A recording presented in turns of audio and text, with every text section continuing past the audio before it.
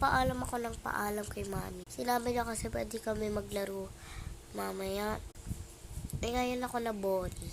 So, sinabi ako kay mami, 7 na ako pumunta doon. 8 na pala ako umuwi. Ayun nga. Umiikot kasi sila. Tapos, paalam ako ng paalam. Mami, laro kami. Sabi niya, bawal na, 7 na. Paalam ako ng paalam. Nakita ko sila gumanon.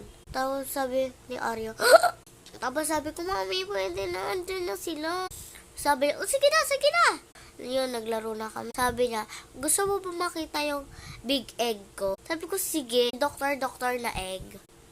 Pagkaakyat, mag-i-A kami, yung anakan-anakan. Nag-recess muna kami. Yung kumain ako ng hello, wala pa yon. Yung kumuha kami ng parang Shanghai na yon.